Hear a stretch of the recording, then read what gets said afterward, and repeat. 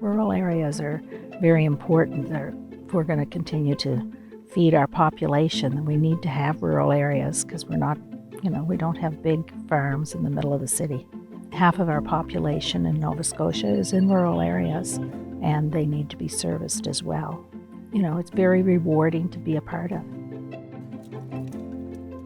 My name is Kelly Squier. I'm the Manager of Strategic Initiatives for the Community Foundations of Canada, and I oversee our Communities for Gender Equality program. Communities for Gender Equality supports long-term systemic change in 4 main settings, including personal, governance, institutional, and community. I think gender equality funding is really important for rural areas. Oftentimes, women in rural areas don't have access to the same things that they do in more urban areas. I'm Sherry MacLeod, and I live in Cape Breton, and I'm a director for the Rural Community Foundation of Nova Scotia. Rural communities being involved with the gender equality granting, it taught the Rural Communities Foundation as well a lot about making sure that our money that we have invested is invested in things that we look through a gender lens to look at and make sure that it's we're helping society. We're walking the talk and talking the walk, right? I'm Margaree Burke, and I'm the Executive Director at Cape Breton Center for Craft and Design here in Unama'ki, Cape Breton. And I'm Tilsly, and I'm the hub leader of the Margaree Folk School, part of the Culture Exchange, and I'm here on my farm in Glen Ryan Farms in Southwest Margaree. Lori, can you tell me a little bit more about the Culture Exchange program that's being offered by Cape Breton Craft? Yeah, so this is the 3rd iteration of Culture Exchange. It was born over a kitchen counter drinking wine with my friend and colleague Jody Nelson, who runs the Island Food Network off the side of her desk when she's not doing her normal day job. Jody and I, she works in food, or that had been her background, and my work is in the craft sector. And there are so many synergies between our work, and we kind of wonder, why the hell haven't we worked together before? I said, we got to come up with something to do together, and then the pandemic hit. So we were working remotely, and there was a deadline for a grant, and we dreamt up Culture Exchange, which was really about providing grassroots level and locally led opportunities for women to engage in both cultural activities and entrepreneurship skills development. So that year we started with 4 hubs. Kim was one of the founding hub leaders, and then year 2 we went into 7 hubs, and now through this program we're into 9 communities. So in each of those communities, and each of the hub leaders approach the work differently, but it's always coming from community, and it's very much focused on the needs of women from skills development and career path development. So it's been something that's very hands-off for my organization. We are not leading it, we're not instructing it, we're not telling someone like Kim what she should be doing. She's listening to her community and providing what the community needs, what the women in the community needs. I love that. And you have a really diverse group of hubs, correct? Yes. Offering all different types of opportunities. Yeah, and so there are 2 Mi'kmaq communities participating. Bogladek, their program is called Culturepreneurs. They're focusing on skills development to create small businesses, social enterprises. Waigoma, First Nation, St. Anne's Bay, Whitney Pier, which is a predominantly Black Nova Scotian community. Millville focused very heavily on the farming piece, and in others around the island. So it's what we're trying to do is reach women where they're at and provide the needs for women what they want and need in order to create a patchwork of an income in rural community.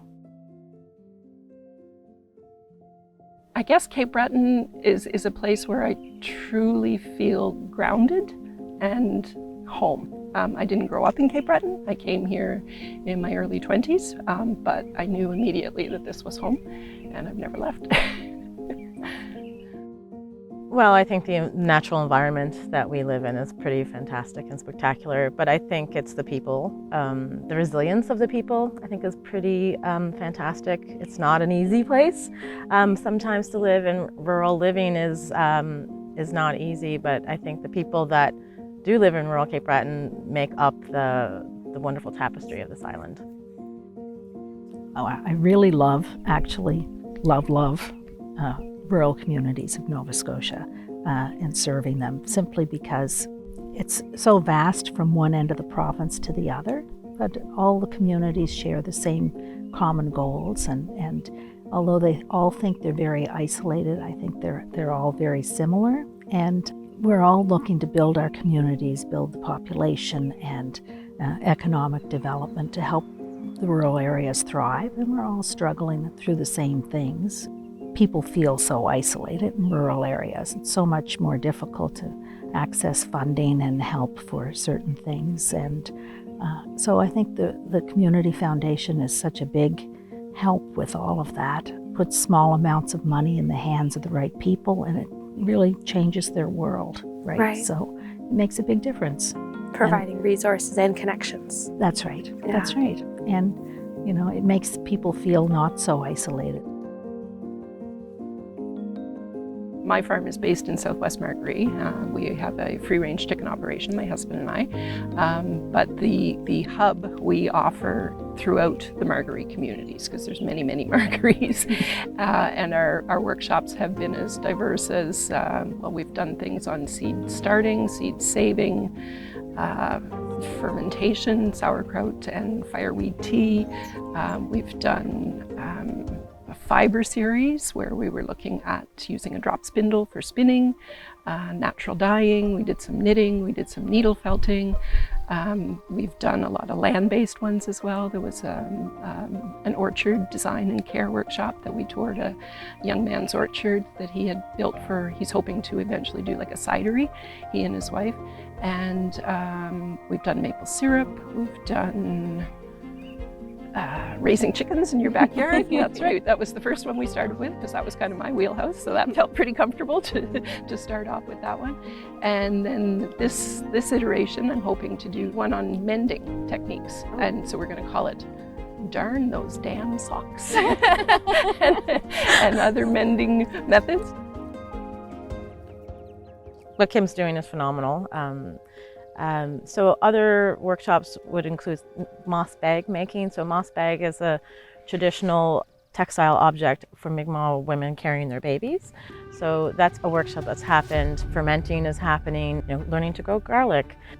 What I'm seeing out of the programming is that there's skills being offered, but there's community being built out of it as well. It's much more than a workshop that's being created. It's a community and also like closing of economic gaps, so the circular economy, so that I know that I can go to Kim and get my chicken, so that I'm not buying it at a mass food chain. The third cohort of recipients of the fund include 125 resilient women, girls, Two-Spirit, and gender diverse-led and serving organizations. Women are a very big part of our economy in the rural area, and they really need the help and the hand forward. It's certainly challenging living rurally. We don't necessarily have the infrastructure that you would have in urban settings. So I think one of the challenges we face is just the isolation of distance. It's not just our economies, but their mental health and all of those things from being a little bit isolated. So the hub certainly offers a place. We consciously work on creating community. It's a place for people to come and share and meet and greet and just be together and learn while they're doing it. I think the rural community being involved in the gender equality has really made a big difference.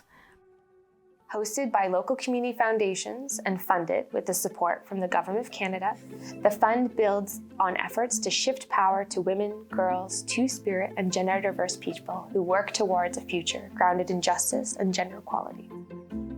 What's really special about culture exchange is the accessibility piece, so that you don't have to go to an urban center or the typical spaces and infrastructure to receive training and education when one, there's a cost for transportation and barriers to paying for programming. We've made this free for participants, and the hub leader gets paid. So patchwork incomes, side hustles, as Kim mentioned, like this is what rural women do in order to create an income and support their families and their broader community. So I think that's really special. We're both very proud of that.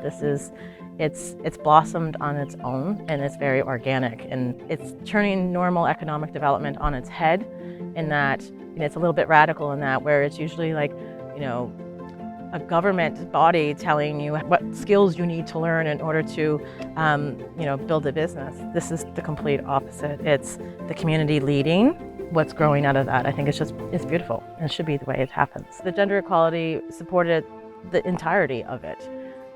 So without it, we wouldn't be able to do it.